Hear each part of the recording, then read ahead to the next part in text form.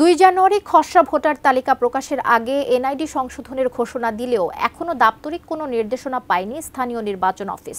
তবে এরই মধ্যে এনআইডি সংশোধনের আবেদন করতে শুরু করেছেন নাগরিকেরা এবং আবেদন গ্রহণও করছে জেলা উপজেলা নির্বাচন অফিসগুলো। সিরাজগঞ্জ জেলা নির্বাচন অফিস থেকে বিস্তারিত জানাতে যুক্ত হচ্ছেন প্রতিনিধি ফেরদৌস হাসান। ফেরদৌস হাসান, সেবা গ্রহীতা যারা আছেন তাদের কোনো রকম ভোগান্তি পোহাতে হচ্ছে কিনা সেবা নেওয়ার ক্ষেত্রে?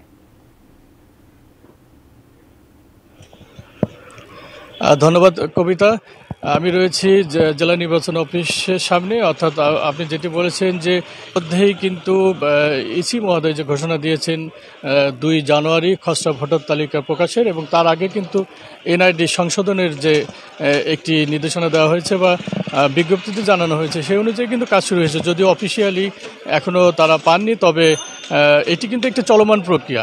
অর্থাৎ ভোটার তালিকা প্রকাশ হবে, এই জন্যই যে এনআইডি সংশোধনের বিষয়টি কিন্তু কিন্তু আসলে এমনটি নয়, এটি একটি চলমান প্রক্রিয়া। তারপরেও যেহেতু ইসি মহোদয় ঘোষণা দিয়েছেন, সেই ক্ষেত্রে কিন্তু যারা ভোটার তালিকায় অন্তর্ভুক্ত হতে চান, অর্থাৎ হালনাগাদ তাদের যে এনআইডি সংশোধন করতেছেন, তাদের কিন্তু এখন সচেতনতা বেড়েছে, অর্থাৎ তারা আবেদন করতে শুরু করেছেন। আমি কথা বলবো যে আসলে কোন কোন বিষয়ের উপরে ভুল সংশোধন করা যেতে পারে এবং এটি আসলে কত দিন সময় লাগতে পারে, এই বিষয়ে জানবো জেলা নির্বাচন অফিসার সঙ্গে। যে আপনি যদি একটু সংক্ষেপে বলেন যে কি প্রক্রিয়ায় আসলে ভোটার তালিকায় অন্তর্ভুক্ত হওয়া যাবে এবং সংশোধন করা যাবে।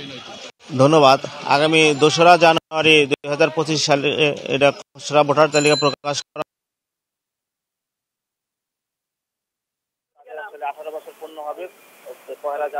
আসলে 18 বছর পূর্ণ হবে 1 জানুয়ারি 2025-এ। তাদেরই আমরা খসড়া তালিকা প্রকাশ করব। আর ভোটার তালিকা সংশোধন এটা হলো চলমান প্রক্রিয়া, এটা সারা বছরই আমাদের অফিসে এসে বা অনলাইনে আবেদন করে সংশোধন করা যায়। এখানে সংশোধন করার জন্য নির্বাচন কমিশনের যে নির্দেশনা রয়েছে, এখানে 15 দিনের মধ্যেই একজন ভোটার তার জাতীয় পরিচয়পত্র সংশোধন করতে পারে, এখানে তার উপযুক্ত প্রমাণাদি প্রদান সাপেক্ষে। আসলে ভোটার তালিকায় অন্তর্ভুক্ত হওয়ার জন্য এবং এনআইডি সংশোধনের জন্য আবেদন দেওয়ার মধ্যে কিন্তু, অর্থাৎ অনলাইন আবেদন দেওয়ার সাথে সাথেই কিন্তু খুব স্বল্প সময়ের মধ্যে কোনো ভোগান্তি ছাড়াই তারা তাদের এনআইডি সংশোধন করতে পারবেন বলেও জানিয়েছেন যারা নাগরিক রয়েছেন, যারা সেবা নিতে এসেছেন তারা। এই ছিল ভোটার তালিকা অর্থাৎ এনআইডি সংশোধন।